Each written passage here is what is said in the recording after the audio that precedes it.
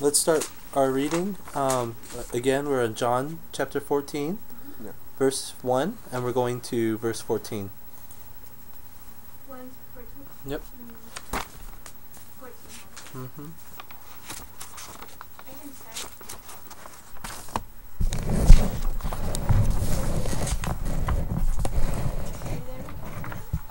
So John 14, verse 1.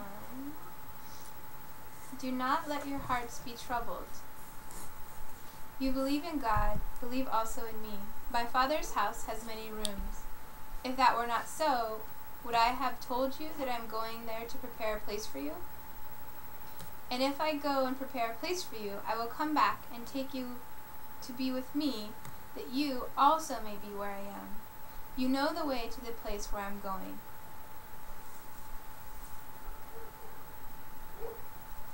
Thomas said to him, Lord, we don't know where you're going, so how can we know the way? Jesus answered, I am the way, I'm the truth, I'm the life. No one comes to the Father except through me. If you really knew me, you will know my Father as well. From now on, you do know him and have seen him.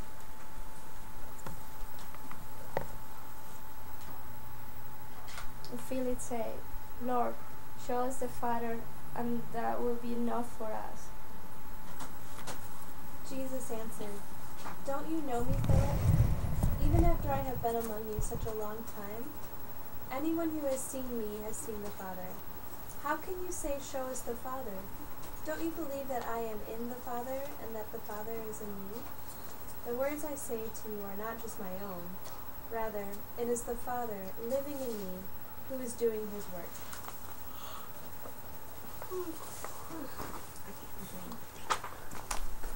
Believe me that I'm in the Father, and the Father in me, or else believe me for the very word's sake.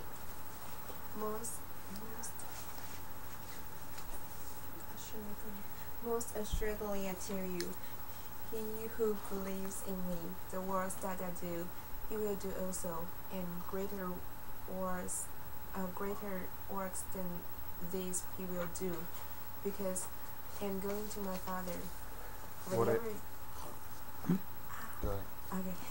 Whatever you will ask in my name, that will I do, that the Father may be glorified in the Son. If you will ask anything in my name, I will do it. 14. Okay, great. So what do you guys think? It's kind of a simpler one this week. But again, when Jesus speaks most of the time, there's the things on the surface that seem very easy to understand, but there's always something underneath. He usually always has two layers when he speaks. Yep. So what's going on? What do you think what is Jesus talking about? Actually, as we know, then this time is kind of the end of Jesus' life, because his man already sell him out. Mm-hmm. Yeah, and not only this one, and as we can see the this man is Philip? Philip. Yeah, Philip is kind of doubt with the Jesus, because he say, Lord, show us the Father. Mm-hmm. Which verse is that, so people know? Sorry? Which verse is that one, so that people know which one you're talking about? Yeah, it's John 14 8. Verse 8, so okay. Yeah. Philip said to him, Lord, show us the Father, and that will be enough for us. But Jesus already told them, I'm the Father is me, and Father is in me. Yeah, that's it. So, one of the things I really like what's going on here is we saw it partly in the movie, or in this part of the movie. That's why I rewound it a little bit from last week. But in that very, very first verse, and it's the first couple words, actually. So it's kind of connected to actually those couple words are like a little bit connected to what was before. And if you have the Chinese one, I don't know if you'll have it, but I don't think you will. But if you have the 13 still, and you're in the very last verse in 13, it says, I'm reading from verse 38 from chapter 13. It says, "Then Jesus answered, 'Will you really lay down your life?'" He's talking to Peter during this time. And he goes, "I tell you the truth, before the rooster crows, you will disown me 3 times. Yeah. But then it goes into here. So this is the same conversation. It's not like a new day or anything. Just different verse. It says, "Don't be troubled." He's still talking. He's talking to Peter, but he's talking to all of them. So he's telling him, "You're going to betray me. You're going to disown me." He's telling Peter that directly. And he already told him that someone else, well, he said some of them know that Judas is going to betray him, but not everyone does. So some of them, like Philip probably, and some of the other, Thomas, and only Peter and John know that it's Judas who's going to betray Jesus. Everyone else does not know that it's Judas is the one. But now Jesus is saying out loud, before the day is over, before the night comes, is finished, you are going to betray me.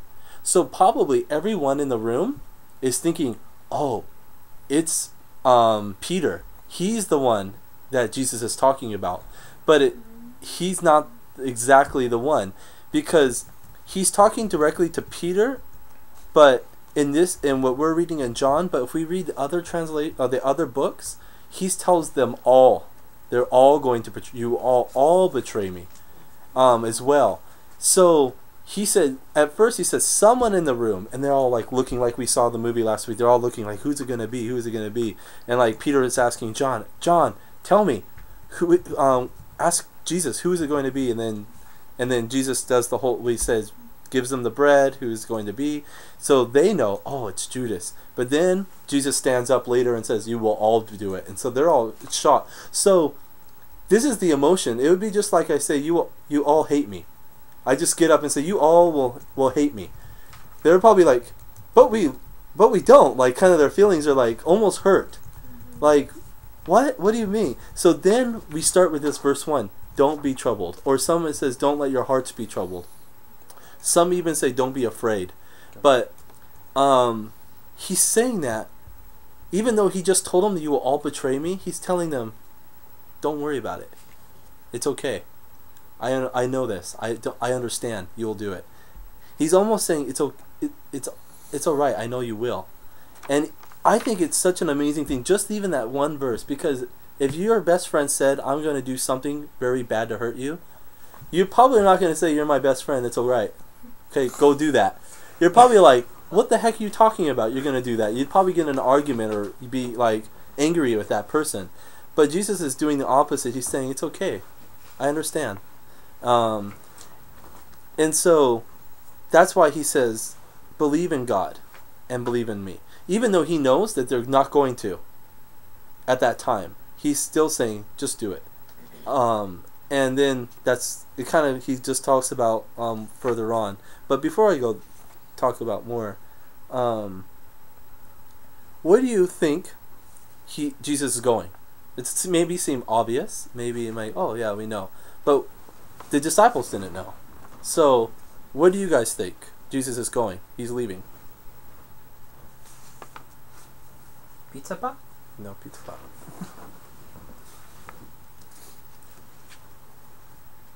Anybody have an idea? There's no really wrong or wrong answer. It's just maybe your ideas. Because Jesus know person. He know the human. Human has a lot of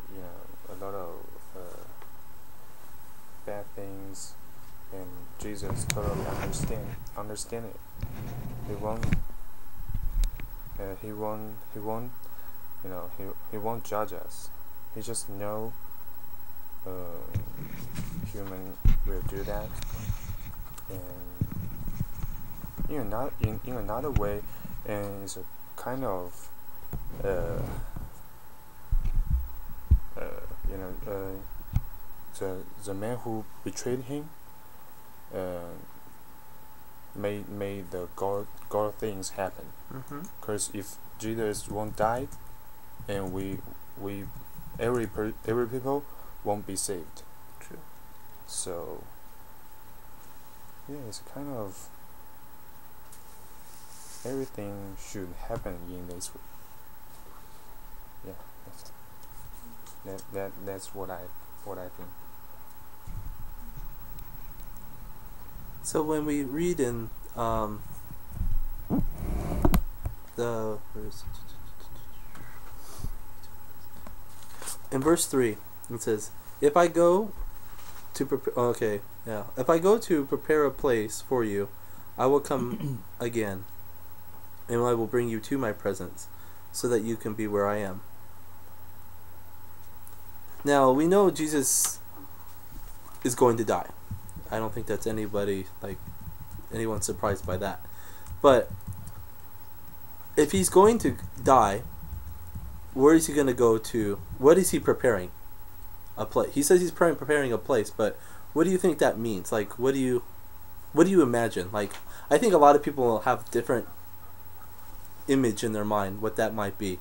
Some people, I don't want to say directly, but what do you imagine? Like, if Jesus says, "I'm going to go someplace, I'm going to prepare a place for you," what do you imagine that to be? Chairs in heaven. A what? Chairs. Chairs in heaven. Or it's like giving a way to God, to Father. Prepare a way to the Father.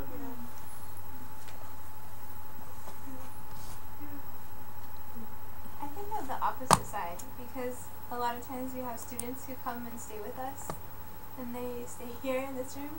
But I think of the other side, like of the person who's preparing the place. So like when we have students come, we make sure to like kind of make this room special for them, and like we have like a little basket of things for like toothbrush and shampoo and all this stuff. And so it takes a bit of effort to get everything ready. So there's kind of like a preparation or a series of steps we have to do in order for that to happen. So I kind of think of the other side too.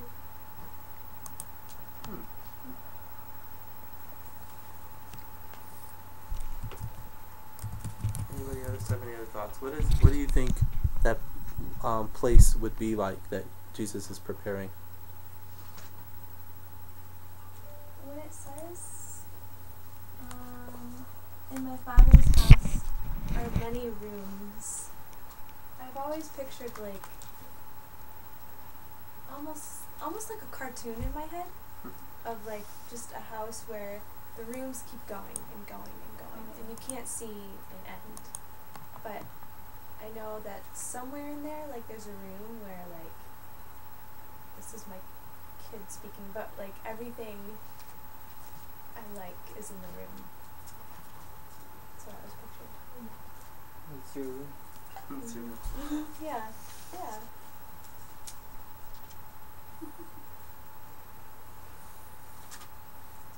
I kind of imagine a little bit like what Mel just said. Because if you read it really closely,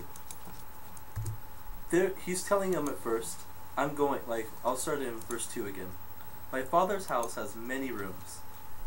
If that wasn't true, I wouldn't have told you so. So he's like saying, I'm not lying to you, basically.